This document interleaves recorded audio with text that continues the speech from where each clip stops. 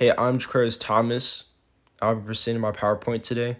Chapter 3, Demand, Supply, and Market Equilibrium. Section 3.1. Understand the roles of firms, entrepreneurs, and households in the market. A firm assists when a person or a group of people decides into... Fuck.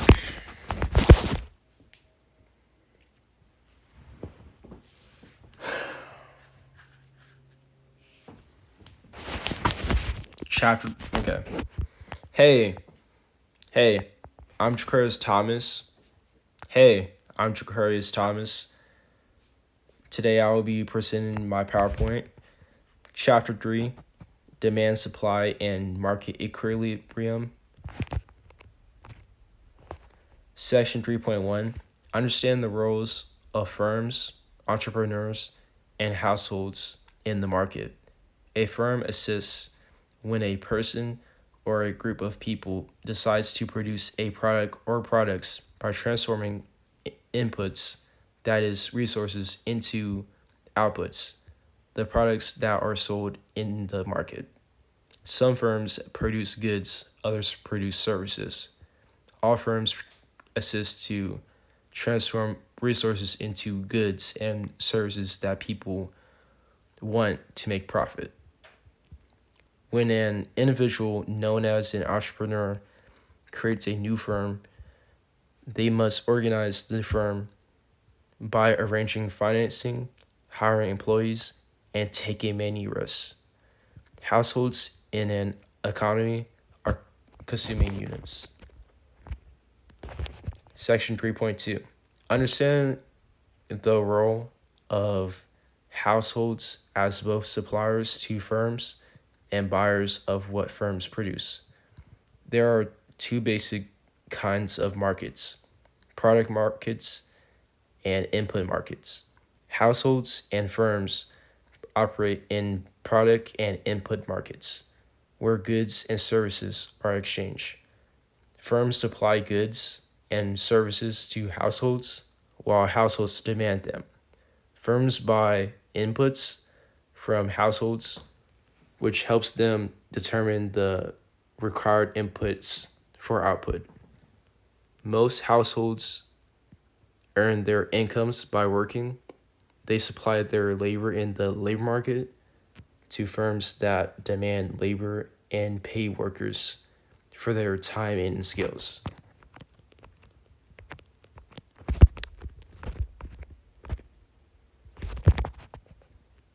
In the capital market, households supply funds that firms use to buy capital goods.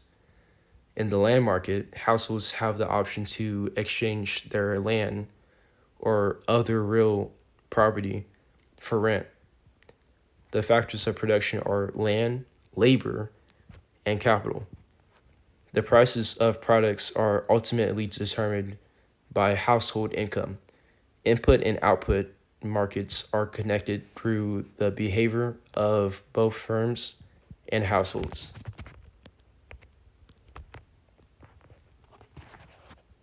Section 3.3. Understand what determines the position and shape of the demand curve and what factors move you along a demand curve and what factors shift the demand curve. The quantity that a household would purchase in a specific time frame is known as the quantity demanded. Quantity demanded is usually determined by a household's income and preferences. Analysis look over a demand schedule, which helps them understand what price households are likely to pay if they were faced with higher or lower price. Demand schedules can be either chart form or graph form.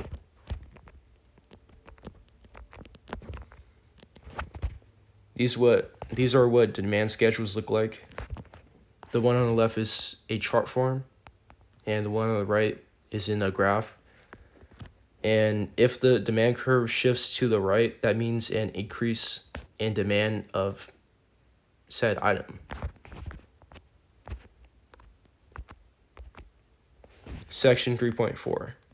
The difference between forces that shift a supply curve and changes that cause a movement along a supply curve.